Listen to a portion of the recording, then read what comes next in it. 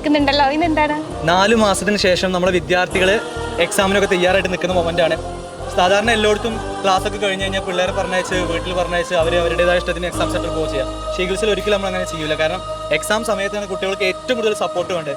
അതുകൊണ്ട് തന്നെ എക്സാം കഴിയുന്നത് വരെ അവരുടെ കൂടെ നിന്ന് എക്സാം സെന്റർ അടക്കം ഇവിടെ കൊടുത്ത് എക്സാമിന് ഓരോ ബസ്സുകളായി വന്നു തുടങ്ങി എല്ലാ വിദ്യാർത്ഥികളും ബസ്സിൽ കയറി. പിള്ളേരൊന്നും അറിയേണ്ട ആവശ്യമില്ല. കാരണം ബസ് വരുന്നു, ഫുഡ് കഴിച്ച് അവർ കയറിയിരിക്കുന്നു, അവർ എക്സാം സെന്ററിൽ എത്തുന്നു, എവിടെയാണ് സെന്റർ, എപ്പോഴാണ് എത്തുക, എപ്പോൾ ഭക്ഷണം കഴിക്കണം, ഒന്നും അറിയേണ്ട. എല്ലാ കാര്യങ്ങളും നമ്മൾ പ്ലാൻ ചെയ്ത് നമ്മൾ പ്രിപ്പയർ ചെയ്ത് വിദ്യാർത്ഥികളെ കൃത്യമായി വളരെ കൂളായിട്ട് എക്സാം സെന്ററിലേക്ക് എത്തിക്കുക എന്നുള്ളതാണ് നമ്മൾ എന്ത് ചെയ്യുന്നത് ഇപ്പോൾ ചെയ്തുകൊണ്ടിരിക്കുന്നത്. അതിന്റെ തിരക്കിലാണ് പിള്ളേർ ഇറങ്ങാനുള്ള സമയമായി തുടങ്ങി.